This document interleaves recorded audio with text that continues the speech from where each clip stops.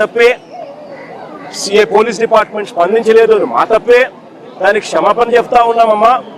మీకు కనీసం మనిషిని తీసుకొని రాలేకపోయినా కూడా కనీసం మీ కుటుంబానికి తోడుగా మేము ఉంటామమ్మా అని చెప్పి కనీసం 4 మాటలు మాట్లాడలేకపోయారు ఈ మంత్రులు. ఈ ముఖ్యమంత్రి గారు కనీసం ఆ మంత్రులను పంపించేనా కానీ కనీసం ఆ మాటలైనా చెప్పించలేకపోయాడు.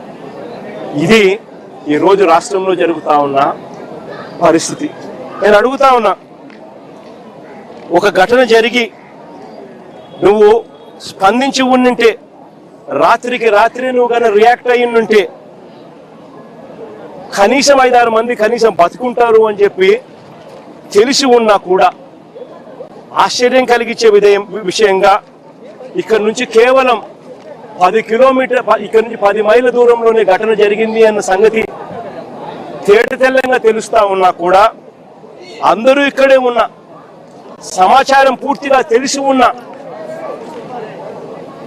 స్పందన లేక ప్రాణ నష్టం జరిగితే వీళ్ళు స్పందించింది ఏమిటో తెలుసా? వీళ్ళు ఇచ్చేది ఏం తెలుసా? ముస్టేసినట్టు ఎక్స్గ్రేషియా కింద 10 లక్షల రూపాయలు 5 లక్షల రూపాయలు మేము ఇచ్చినాము అని చెప్పి సంకలు గుద్దుకుంటా ఉన్నారు. అసలు ఇదే 10 లక్షల రూపాయలు చంద్రబాబు నాయుడు గవర్నమెంట్ లో అధికారంలో ఉన్నప్పుడు ఇంతకుముందు ఎవరైనా మత్స్యకారులు చనిపోతే ఎక్స్గ్రేషియా కింద కేవలం 5 లక్షలు మాత్రమే ఇచ్చేవాళ్ళు. అట్లాంటిది వైఎస్ఆర్సీపీ అంటే మా ప్రభుత్వం వచ్చిన తర్వాత 5 లక్షలు 10 లక్షలు మేము పెంచినాం. అంటే ఎవరు చనిపోయినా కూడా, వేటకు వెళ్ళి ఎవరు చనిపోయినా కూడా ఆ మత్స్యకారుల కుటుంబం ఆవేదనకు లోనవుతుంది. వాళ్ళ కుటుంబాన్ని చూసుకునేవాడు ఎవడు ఉండడు. ఆ కుటుంబానికి అండగా ఉండాలని చెప్పి మానవతా దృక్పథంతో ఆ రోజు మా ప్రభుత్వం అంటే వైఎస్ఆర్సీపీ ప్రభుత్వ హయాంలో 5 లక్షలు 10 లక్షలు పెంచింది.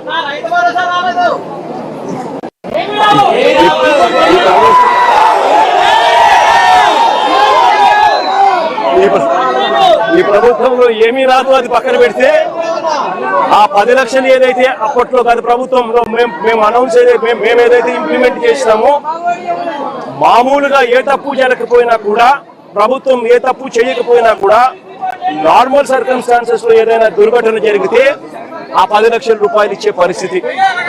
అలాంటిది ఇంత ప్రభుత్వం తప్పు జరిగినప్పుడు ప్రభుత్వమే దీనికి బాధ్యత వహించాల్సిన పరిస్థితి ఉన్నప్పుడు కేవలము ఆ 10 లక్షల్లోనే 5 లక్షలు ఇచ్చి చేతులు దులుపుకుంటాము అని అంటే ఇది కరెక్టేనా, న్యాయమేనా, ధర్మమేనా అని అడుగుతా ఉన్నా.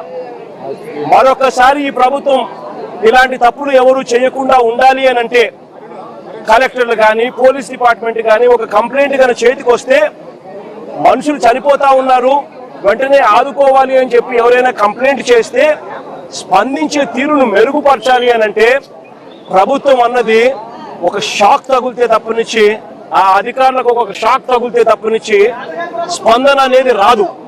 కాబట్టి ఖచ్చితంగా చెప్తా ఉన్నాం, ఈ చనిపోయిన 6 కుటుంబాలకు ప్రతి కుటుంబానికి ₹1 కోటి కాంపెన్సేషన్ ఖచ్చితంగా.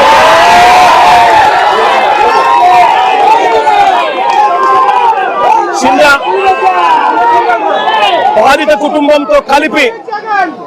కుటుంబంతో కలిపి 7 మందికి ఖచ్చితంగా ₹1 కోటి ప్రతి ఒక్కరికి ఇచ్చే కార్యక్రమం జరగాల.